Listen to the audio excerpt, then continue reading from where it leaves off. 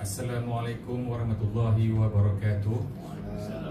Salam sejahtera, salam satu Malaysia dan juga salam madani. Sebelum kita memulakan majlis kita pada hari ini, elok terlebih dahulu kita mulakan dengan membaca umur kitab dan selawat ke atas junjungan besar Nabi Muhammad SAW.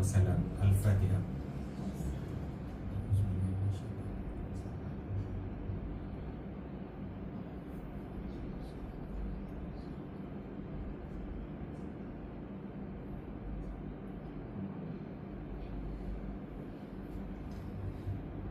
Terlebih dahulu saya ingin mengucapkan terima kasihlah kepada tuan-tuan dan puan-puan sekalian kerana sudi hadir pada program kita pada hari ini.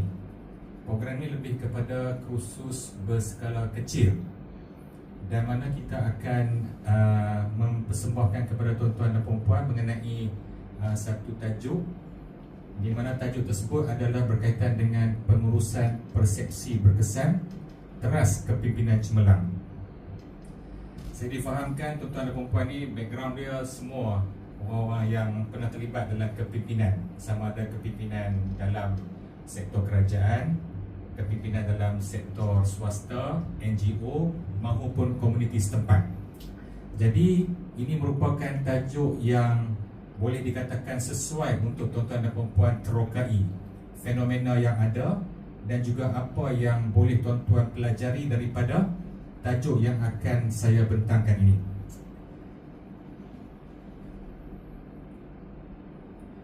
Okey, untuk maklumat tuan-tuan dan puan-puan sekalian, ini merupakan kandungan sesi latihan kita ataupun kursus kita pada hari ini, di mana ia ada 7 perkara.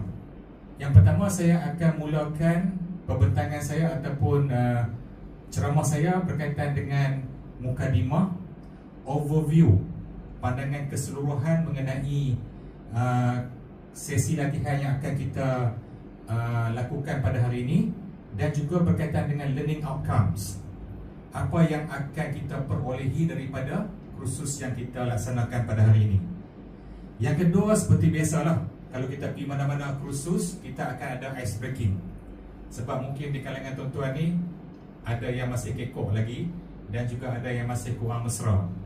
Jadi kita akan adakan sesi ice breaking, iaitu mirror dan pelbagai lagi, untuk kita lihat bagaimana persepsi boleh memberi kesan kepada keputusan yang kita buat.